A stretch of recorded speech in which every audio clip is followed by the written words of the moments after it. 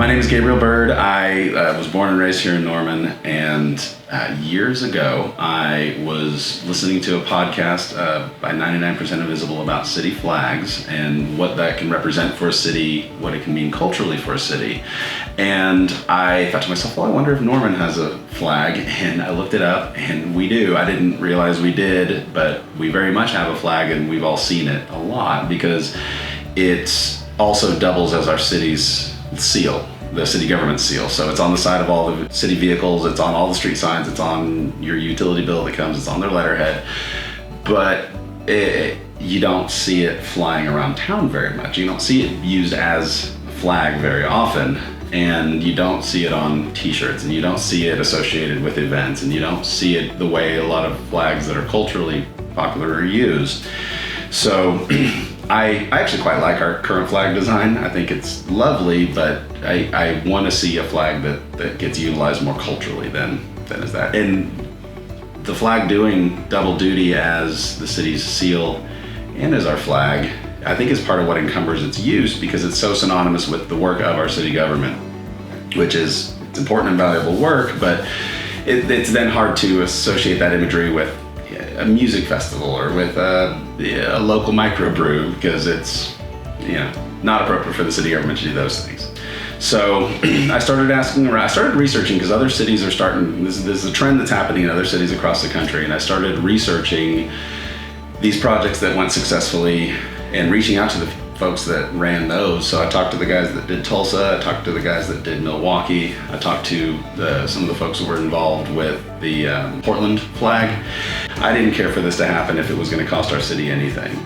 And you find ways to keep that off of the city budget line, and part of that is being citizen-led and citizen-driven, so city staff isn't burdened with it. All of the money we've needed for this has been privately donated. You crowdsource the design, which gets people engaged, and then you get a design you didn't pay for. So I made a proposal, I started talking to my council members, and in late 2018, I got permission to create a committee to redesign our flag, based on how I was proposing we do it, which was crowdsourcing the design, not charging the city for any of it.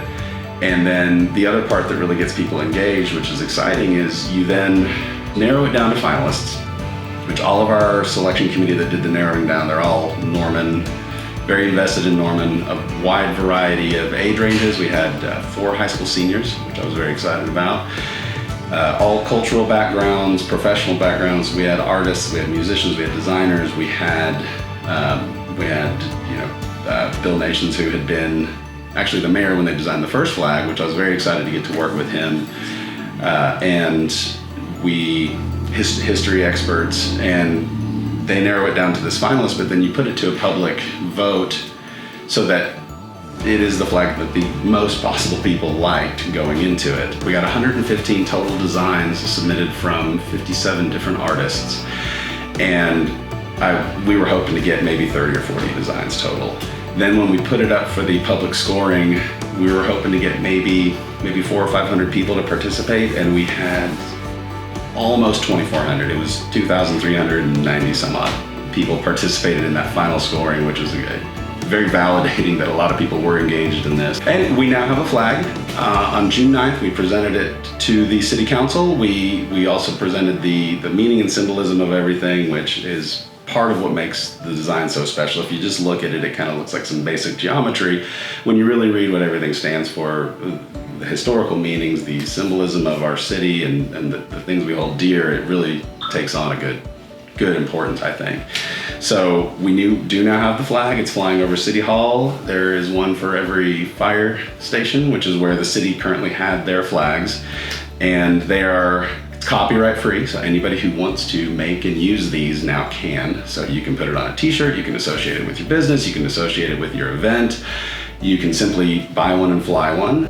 It's been an absolute honor to have the opportunity to lead this project and to see it to fruition, and I just can't wait to see what kind of life this flag gets to live.